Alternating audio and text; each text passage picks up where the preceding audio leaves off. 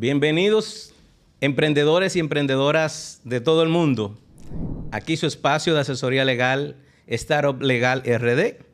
Un espacio que, como ustedes saben, está destinado a asesorarlos, a orientarlos para que tomen decisiones inteligentes y oportunas en sus emprendimientos. Estamos comenzando el 2026 y es nuestra aspiración desde aquí de Startup Legal RD de que tengan un año lleno de realizaciones, que puedan conseguir todas las metas que se propongan en este año y que la prosperidad sea una realidad en cada uno de sus negocios. Precisamente porque estamos comenzando el 2026, queremos hacer este episodio dedicado precisamente a la planificación. El inicio del año es un espacio propicio donde se están dando las mejores energías para precisamente producir cambios importantes en tu negocio y establecer metas claras.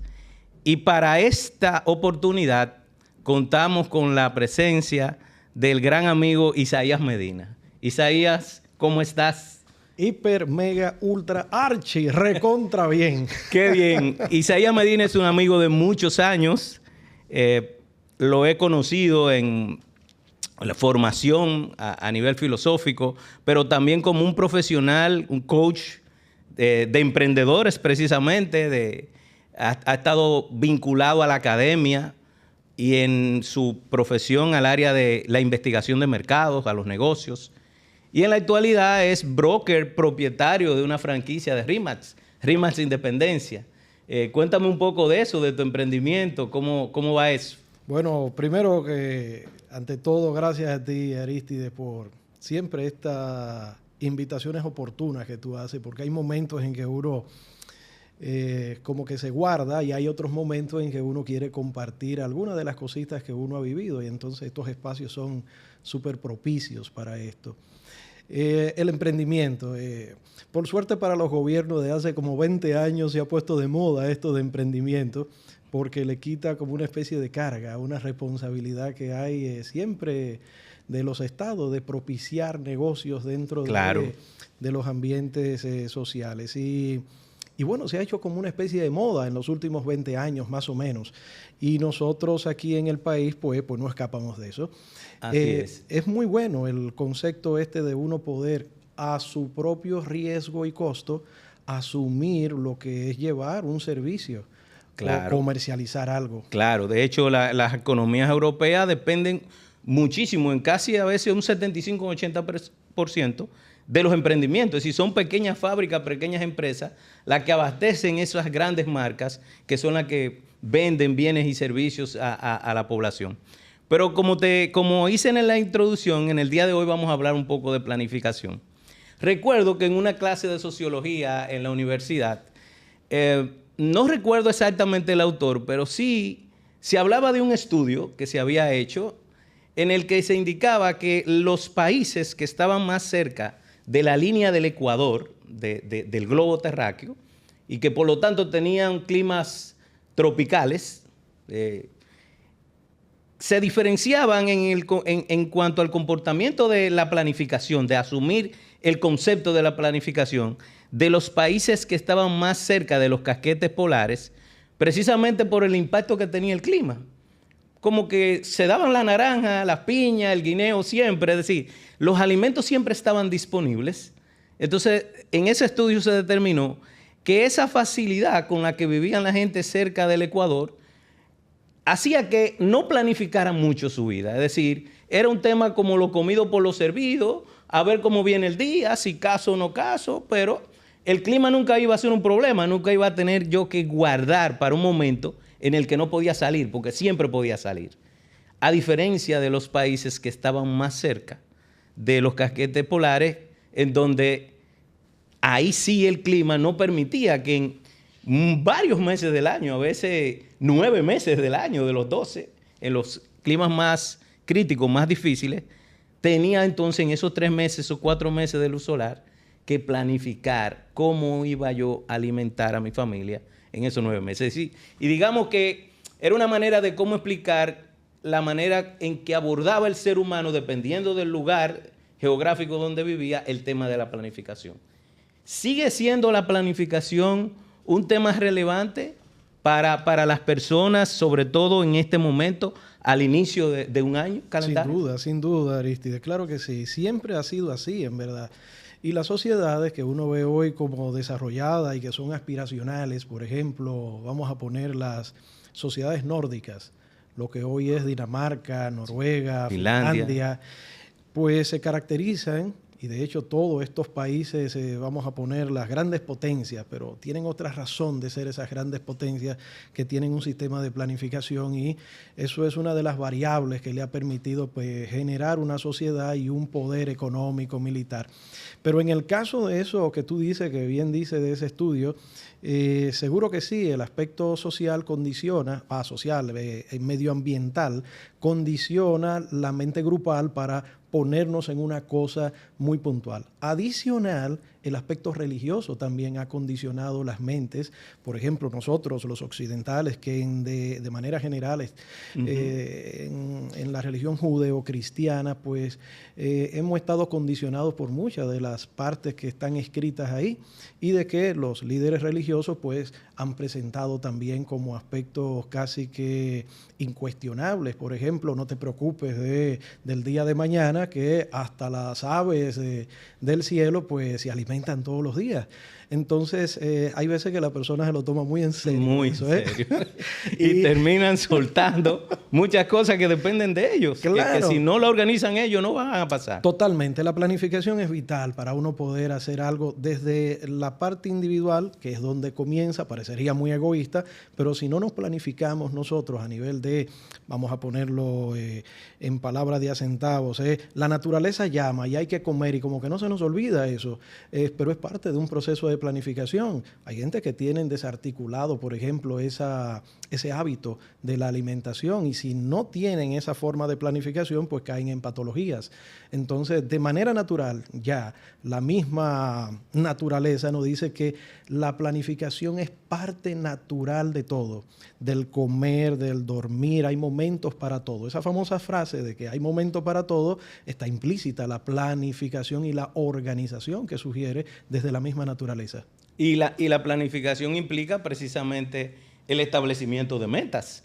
Por ejemplo, un emprendedor al inicio de año puede empezar a pautar cuáles van a ser mis metas, cuáles son mis metas de porcentaje de ventas de mi negocio, claro a dónde me voy a expandir, con quién voy a hacer alianzas estratégicas. Y todas esas son metas que, si no tienen un plan de trabajo, pues va a ser muy difícil que se materialicen. Y de ahí una de las ventajas de la planificación es que tú puedes comenzar a identificar metas que sean posibles, que sean alcanzables, claro, pero que sean retadoras, obviamente. Sin duda que sí, sin duda. Todas las empresas que uno puede conocer hoy día, que son grandes, no fueron tan grandes cuando iniciaron. Y si no hubiese habido esa parte de la planificación y luego poner esas metas, que por cierto hay una diferencia grande que muchas veces nos podemos confundir, incluyendo todos los que arrancamos negocios, y es el concepto de propósito, el otro concepto de misión, el otro concepto de visión. Luego vienen las metas, y hay algo que parecería igual, pero tienen su acepción diferente, que son objetivos.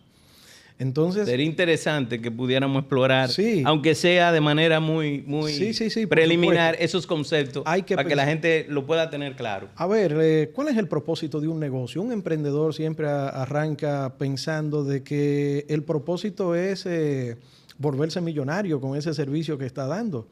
Y quizás, si ese es su propósito, usted debe entender de que eso es algo a largo plazo, una razón de ser. Algunos especialistas hablan de el por qué. Ese es tu por qué profundo. ¿Por qué tú haces lo que haces? ¿Por qué decidiste estudiar ingeniería o por qué decidiste trabajar en abrir una cafetería o abrir cualquier emprendimiento? El por qué.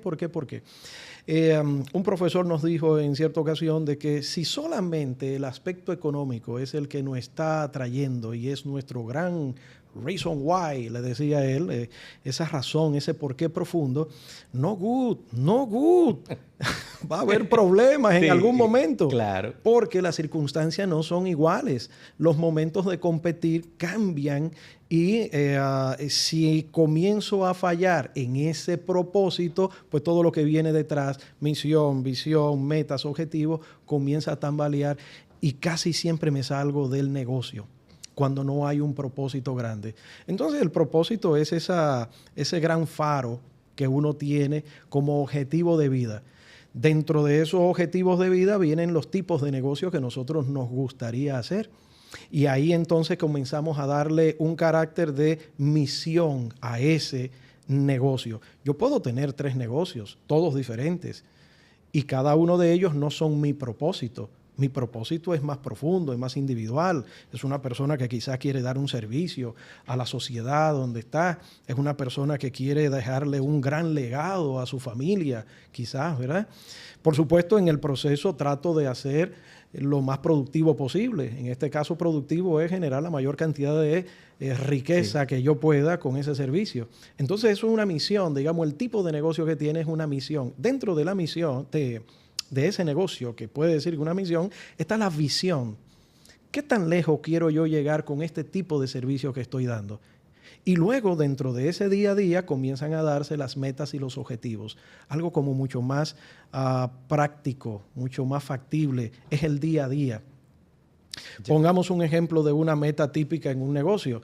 Hoy día, con la digitalización, nosotros queremos utilizar vamos a ponerlo, reducir mis costos operativos en un 30%. Bueno, pues entonces un objetivo que yo me propongo y para lograr eso voy a tener entonces que utilizar la inteligencia artificial. Pero resulta que no sé cómo utilizarlo. Entonces eso se convierte en una meta, comenzar a entender lo que es la inteligencia y cómo aplicarla al negocio. Excelente, excelente, Isaías. Entonces, a partir de lo que dices, yo te preguntaría, ¿es posible hacer una buena planificación sin tener un propósito claro? La realidad es que la mayoría de la gente lo hace. Claro. De hecho, por los resultados que uno ve y la locura infernal que uno ve a nivel de estrés de la gente, uno entonces cae en cuenta de que a pesar de que la mayoría de la gente, o digamos de emprendimientos, pueden tener una planificación, que por cierto, muchas personas que tienen negocios pueden escribir cosas, pero la mayoría, cuando hablamos ya de algún tipo de ayuda que están buscando, no tienen escrito un plan de negocio, por ejemplo, que es una planificación. Claro. El plan de negocio suena como muy rebuscado y como para empresas grandes. El plan de negocio cualquier emprendedor lo puede hacer, es muy simple. Incluso si es un emprendimiento individual, profesional, un profesional liberal, por ejemplo. Exactamente. Que no tiene una estructura grande, pero que está operando en el mercado. Trabajar sin propósito es uno irse en el Titanic sin salvavidas, sin yolas, sin nada. Puede ser que llegue, pero ¿y si no llega? ¿Cómo yo entonces afronto esa situación que me va a presentar la vida misma de los negocios, como hablábamos? Por ejemplo, ahora están cambiando muchas situaciones a raíz de la política de Washington a nivel de los aranceles. Hay algunas industrias que están sufriéndola. Tienen que ser muy creativos para comenzar a poder ser eficientes en este nuevo marco que se está dando en la geopolítica mundial. Así es. Otro elemento que entiendo yo tiene mucha relevancia es el papel que juega la medición y el seguimiento dentro de una buena planificación. Es decir, ok, ya hice una planificación, y tengo mis metas claras, sé el tiempo en que quiero lograrlas, pero ¿qué papel juega ese tema? Los sistemas de medición, de seguimiento a esa planificación que yo terminé a principio, en el primer mes del año. Bien. Y que voy a arrancarla. Antes de eso tendríamos que hablar cómo un emprendedor puede hacer una planificación, por lo menos de manera general. Muchos han visto, porque es un sistema propuesto ¿desde cuándo? Desde los años 40, el famoso SMART. El SMART es un acróstico de SMART, como si fuera inteligente, ¿verdad? En inglés. Claro. Que es la parte que es medible, que tiene que ser preciso. Son 4 elementos que se toman como para tú comenzar a trabajar. Si ya tienes una idea, por ejemplo ahora, 2026, de que tu negocio, si ya lo tienes, ¿hacia dónde va? Vamos a decir que tú estás, vamos a poner un número, tú quieres vender mensualmente 1 millón de pesos, vamos a poner un número, 1 millón de pesos en ventas brutas, o 2, o 3, o 10, no importa. Ok, eso digamos que es un objetivo, que llegaste a ese número, quizás porque en el 2025 cerraste con 700,000 pesos mensuales, y entonces tú entiendes que un 30% más, 42% en este caso, llegar a 1 millón, es algo que es posible hacerlo, ¿verdad? Entonces, tú tienes ese objetivo dentro de esa planificación que estás haciendo. Pero obviamente que es un objetivo económico. Para tú poder hacer y decir que tienes una planificación, tienes que pensar en los recursos que necesitas entonces para lograr esas metas, objetivos que te estás proponiendo. Entonces, en palabras de a centavos, ahora que estamos en enero, esto es un ejercicio para hacerlo en noviembre del año pasado, ¿sí? Sí. Para poder proyectarte y desde el 1 de enero, pues entonces arrancar ya con toda la fuerza y energía. Resulta que estamos a unos días ya de enero. Entonces, pero digamos que sí, que tú tienes esa mirada de vender un poco más, de importar, de abrir otra unidad de negocio, de tener un equipo mayor, de que sea más cualificado. Todo eso son objetivos, metas puntuales. La planificación sugiere entonces, digamos, si vas a ver el año, de que a final de diciembre de 2026 tú vas a tener este tipo de estructura de negocio, con tal ingreso, con tal persona, con tal recurso. A partir de ahí entonces comienza la medición. Hay un dato interesante, y es que los dueños de pequeños negocios no pueden ver el año a 12 meses. Hay que ver el año es máximo a 90 días. Ese es el año, a 90 días. Cada 90 días, de hecho cada 30 días, de hecho en algunos negocios cada semana, hay que pasar balance rápido. Y tiene que haber un micro objetivo semanal en algunos negocios. Claro. ¿Sí? Por ejemplo, ¿Por qué se sugiere eso? ¿Por qué debe de ser tan a corto plazo ese sistema de medición? En los pequeños negocios. Sí, en los pequeños negocios, porque somos pequeños. Por la escala. Porque somos pequeños. Claro. Somos pequeños y nos pondríamos, entre comillas, de acuerdo muy fácil. Ya. Con lo cual, mis recursos tampoco son muchos. Entonces no tengo mucha capacidad operativa para yo venir a darme cuenta que algo no está funcionando a los 5 o 6 meses. Claro. Tengo que hacerlo rápido, porque el agua, la luz, el teléfono y la gasolina de un microempresario es seguro. Las ventas están por verse. Entonces, semanalmente uno tiene que pasar un balance. Por eso las planificaciones de las microempresas tienen que bajar un cambio. Yo sé que hay veces que no quisiéramos asumir los retos que tienen ya una empresa grande, una empresa quizá mediana, pero nosotros que estamos, digamos, en los microemprendimientos, tenemos que pensar entonces a muy corto plazo. Y eso de semanal, claro, hay empresas que semanal no funcionan. Por ejemplo, en el mundo inmobiliario, ponerse una meta semanal es como demasiado mucho. Sí. Entonces quizás ya mensual podría ser. Pero yo podría decir que mi objetivo en el mundo inmobiliario es vender o cerrar negocios o alquileres mensuales. Claro. Pero hay micrometas semanales que yo debo ver. Por ejemplo, ¿cuánta inversión hice en Meta, en Google, para poder obtener cuántos leads, gente interesada en que le dé información acerca de un proyecto? Si el objetivo es que todas las semanas tengo que hablar por lo menos con, vamos a poner un número, 25 personas, entonces en un mes son 100, pero lo evalúo semanalmente. Claro. Y si pasada una semana... Y voy haciendo ajustes entonces. Si pasada una semana solamente hablé con 10, no vamos bien. Tenemos que hacer esos ajustes, modificaciones. Claro. Y eso el microempresario tiene que quedarle claro. Súper, hiper, mega claro de que esto no es a mediano plazo siquiera. Y ni te cuento a largo plazo. A largo plazo está el propósito, lo que yo estoy dando y ofreciendo. Pero la administración de mi negocio tiene que ser cortoplacista. Claro. Para poder ir precisamente, no solamente haciendo los ajustes, sino la toma de decisiones debidamente informadas, porque están pasando por la experiencia. Es decir, no es lo mismo que tú, porque a lo mejor te estableciste una meta bastante ambiciosa, pero tal vez no tenía mucha información del mercado cuando la tomaste. Y a propósito de la puesta en ejecución del plan, el mercado te está retroalimentando y te está diciendo, mira, de repente,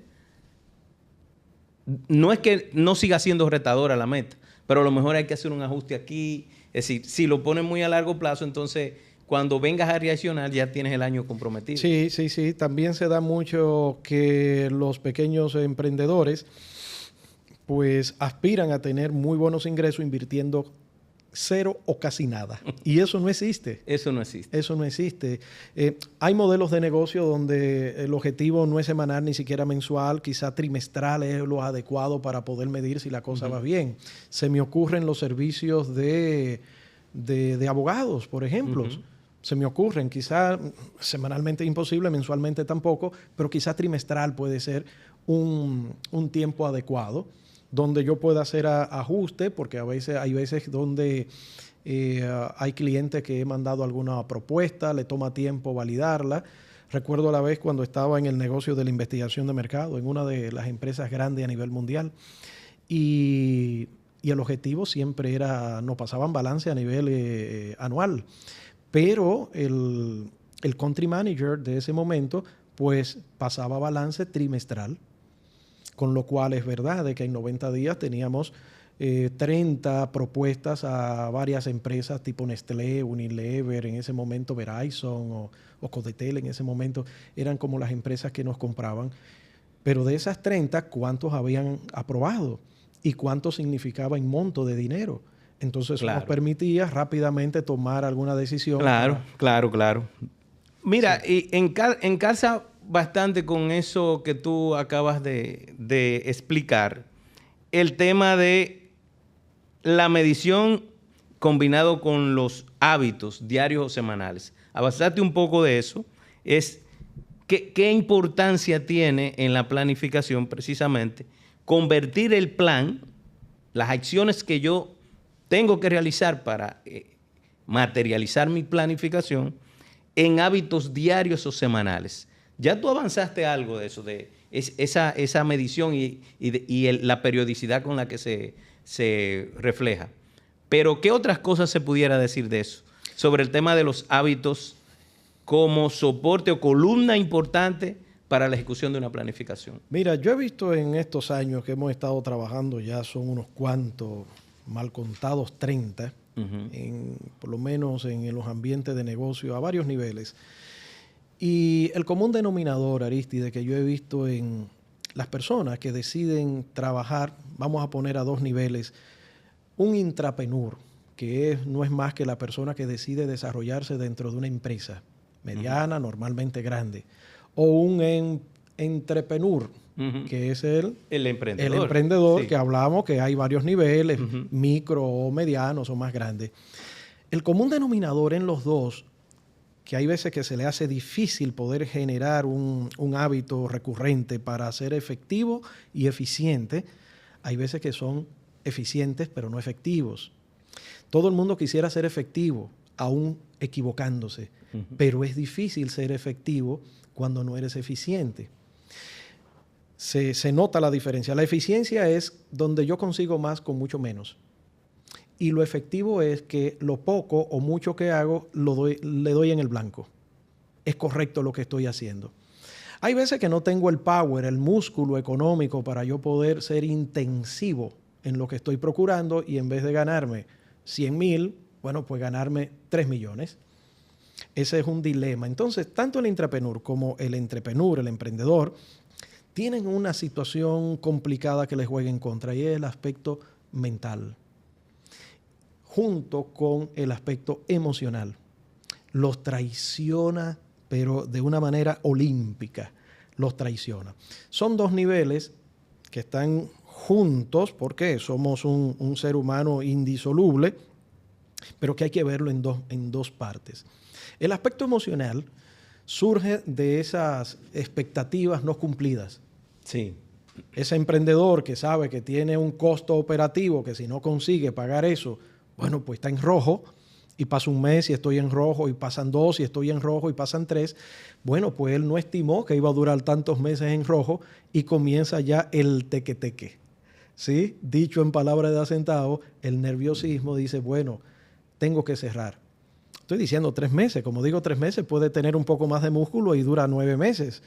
Pero hay un momento en que si no produces, entonces es imposible. Es insostenible. Entonces, ese aspecto de sostener emocionalmente los embates que puede haber, muchos pues no lo manejan bien. Y entonces son una especie de toma de decisiones cerradas, una tras otra, en la medida en que no soy capaz de manejar esas emociones. No hay punto medio ahí, o cierro o me mantengo abierto, pero en esa disyuntiva, digamos. Y luego está el aspecto mental, que la mayoría no se preparan, no estudian suficiente, no investigan suficiente sobre el servicio, el producto, las competencias, los márgenes operativos, el aspecto financiero. Estamos hablando de negocio y las emociones están en el negocio y el aspecto mental está en el negocio. Ya. Entonces uno puede ser más duro que otro en el caso de cuánto dinero requiero para sostener durante X tiempo, y eso digamos que me lo da una planificación donde es mental la planificación, pero la parte emocional viene cuando tengo que hacer ajuste a ese plan. Entonces ese es el común denominador que yo he visto en los emprendedores dominicanos, que tenemos ese tipo de problema. No tenemos suficientes recursos para tirar algo, nos tiramos a la piscina a ver qué pasa. Y entonces, ¿en qué medida juegan los buenos hábitos ahí? Es decir, con esas dos variables que tú dices, que terminan saboteando el emprendimiento. Buenos hábitos y un tío con dinero. Sí. Pero pienso que todo este tema tiene que ver con el tema de la consistencia, porque en la medida en que tú la planificación lo lleva a hábitos semanales o diarios de cosas que tienes que hacer, pues te obligas a ser consistente, te facilita la implementación, porque obviamente en la medida en que tú organizas tus acciones, al menos semanalmente, pues tú te ves obligado a ir haciendo las cosas y a ir viendo los resultados inmediatamente. Sin duda, claro que sí. Cuando uno es una persona de éxito, un negocio que ha tenido éxito, porque hay una o varias personas que sostienen el esfuerzo. Ya. Abren todos los días a las 8 de la mañana. Yo no haya clientes. Cierran a las 7 de la noche, trabajan sábado y domingo. Es decir, que ese aspecto interno, motivacional, te refuerza el compromiso totalmente. También, inmediatamente. ¿Ves? Claro. Entonces, por supuesto, es más fácil decirlo que hacerlo. Porque desde aquí, con un micrófono, cualquiera que nos está viendo allá sudado. Qué bien, con aire acondicionado. Eso porque tú no tienes el jefe que yo tengo. Algunos dirán sí, ¿verdad? Claro. Pero sin duda, claro, como tú bien lo dices, Aristide, el aspecto hábito, el aspecto que es una cuestión que se va forjando, ese carácter, es el que va al final del día a determinar si yo sostengo lo que decidí hacer. El éxito, definiendo éxito con conseguir lo que uno se ha propuesto mínimamente, si lo decimos así rápido, la mayoría de las personas tiene éxito, pero no se da cuenta, ¿sí? Pero a lo que vamos con generar el hábito, las personas pueden enrolarse, pueden meterse dentro de algunos procesos. Hay algunos procesos, hay veces que hay que buscar ayuda. Por ejemplo, contratar algún coach de negocios, contratar o hacer terapias psicológicas. Hay veces que es necesario. Sí, muchas veces. Sobre todo por los temas emocionales que decía. Claro. Es decir, cómo prepararse, generar fortaleza interior para que cuando lleguen esos momentos tú tengas herramientas que te permitan salir porque le llega. Claro. A todos nos llega el momento de decir, bueno, y esto será sostenible en el tiempo, esto valdrá la pena. No estoy perdiendo mi tiempo. Sí, porque aparecen muchísimos clientes locos también, ¿eh? Claro. Que si tú no estás bien preparado emocionalmente, pues también te frustran un poco. Así es. Entonces, Isaías, ¿qué primer paso simple, sencillo, tú le recomendarías a alguien que nunca ha planificado en su vida para comenzar ese hábito de planificarse? Hace ya unos 20 años tuve el chance de ir a Estados Unidos y estudiar con un señor llamado Bob Proctor. Y ese señor Me recuerdo que en las primeras veces de YouTube, ya estaba en YouTube y fue como un flechazo. Esto viene a cuento por la palabra que me dijo, que es la que siempre sugiero cuando se va a comenzar algo, un inicio de año, una planificación, es recordarse. Él lo decía en inglés. What do you really want? ¿Qué es lo que realmente tú quieres? Entonces tú como emprendedor, ¿qué es lo que tú quieres? Muchas cosas. Uno llenaría un cuaderno de todas las cosas que uno quiere. No, pero si tú tuviese que elegir una, vamos a quedarnos solamente en el mundo de los negocios. En el negocio que estás haciendo o lo que tienes en mente hacer, ¿qué es lo que realmente tú quieres? A partir de eso, entonces viene todo lo demás. Me di cuenta también en tantos años de colaborar con muchos emprendedores y entrepreneurs que muchos no tenían claro el qué realmente querían. Estaban por aspectos circunstanciales en el lugar donde estaban. Algunos en algunos puestos muy bien dentro de algunas empresas. Otros desarrollando un negocio heredado. Otros trabajando en algo que tenían ideas de hacerlo, comenzaron a hacerlo, pero la pasión se le había ido. Entonces, bueno, hacerse esa pregunta de vez en cuando. ¿Qué es lo que realmente yo quiero? A partir de ahí, suponiendo que ya decidiste exactamente qué es lo que quieres, es sentarte y coger un lápiz, un lapicero, bueno, hoy día un iPad, un teclado y comenzar a escribir y hacer una especie de lluvia de ideas. Hacer tus metas, ver qué es lo que quieres, ponerle un nombre. Eso es algo tan elemental que eso es dando respuesta a eso puntual. ¿Qué haría alguien que quiere ahora planificar su 2026?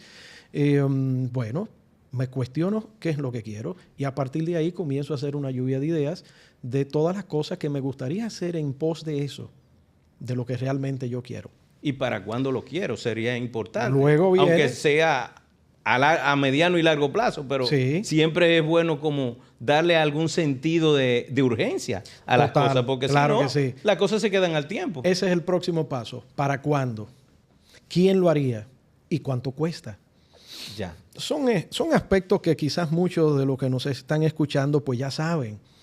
Pero el hecho de que lo sepamos, pero no hayamos sido capaces de hacerlo y sostener, digamos, que esa mirada en pos de eso, pues dice mucho de que, como decía el refrán budista, saber y no hacer es todavía no saber.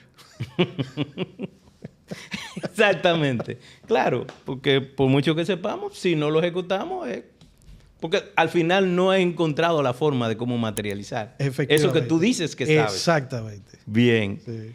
Finalmente, Isaías, y de verdad que te agradezco mucho que tengamos esta conversación al inicio del año.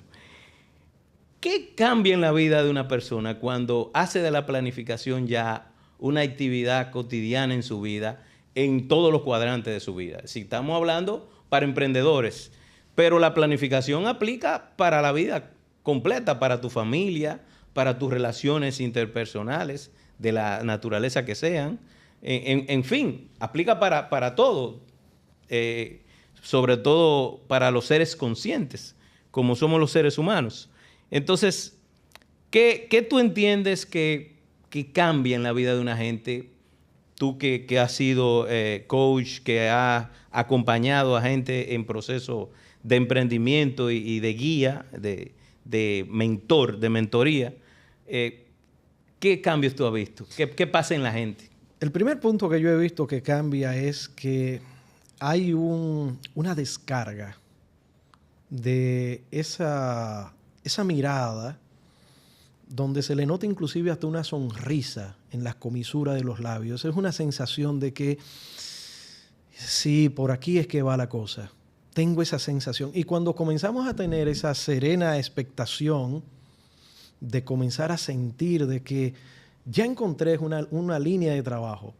No sé con lo que me voy a encontrar en el día a día, pero por aquí es que van las cosas.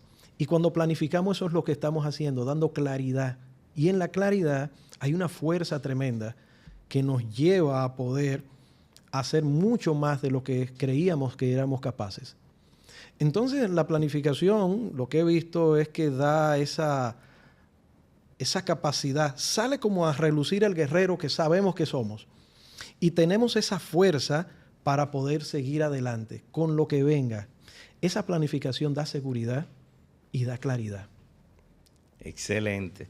Bueno, Isaías, muchas gracias. Yo pienso que estas ideas que hemos compartido en el día de hoy pueden ser un faro que ilumine las acciones de nuestros emprendedores y emprendedoras que nos dan seguimiento en este podcast. Te agradezco mucho, de verdad, la oportunidad que me da de compartir este espacio y aspiramos tenerte en otra oportunidad aquí para hablar de este y otros temas de interés para los emprendedores y emprendedores.